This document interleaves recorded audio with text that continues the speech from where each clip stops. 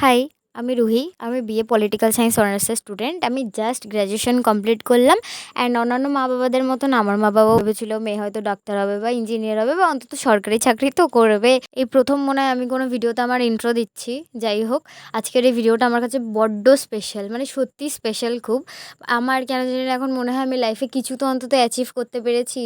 এত মানুষের ভালোবাসা, এত মানুষের আশীর্বাদ, এত ক্লায়েন্ট আমার পাশে রয়েছে যারা ভরসা করে প্রতিদিন কিছু না কিছু আমার কাছে রেডি করতে দেয়, অ্যান্ড তারা চোখ বন্ধ করে বিশ্বাস করে যখন ফাইনাল লুকটা যখন তারা পায় তারা সত্যিই খুশি হয়। তো আমার মনে আছে 2024-এ আমি প্রথম আমার এই পেজটাকে ওপেন করি।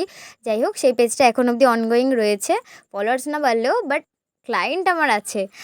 তো বিষয়টা হচ্ছে, প্রথমবার আমি আমার নিজের একটা চুড়ি রেডি করেছিলাম ফেসবুক স্ক্রল করতে করতে। আমি ফ্যাব্রিকের জুয়েলারি দেখি, ইভেন আমার ভীষণ ভালো লাগে ওগুলো।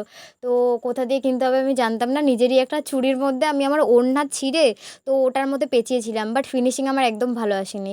তো ওখান থেকেই নিজের জন্য ধীরে ধীরে কিছু কিছু গয়না আমি রেডি করতাম, অ্যান্ড ওগুলোকে আমি স্ট্যাটাসে দিতাম। তখন আমার বন্ধুবান্ধবরাই ওখান থেকে কিনতো, অ্যান্ড তুষার আমাকে অলওয়েজ বলতো, হাল ছাড়িস না, তোর একদিন কিছু না কিছু হবে। সবথেকে বেশি মোরাল সাপোর্ট আর সবথেকে বেশি ফাইন্যান্সিয়াল দিক থেকে আমি ওর থেকে অনেক সাপোর্ট পেয়েছি। প্লাস আমার মা বাবা তো রয়েইছে আমাকে সাপোর্ট করার জন্য।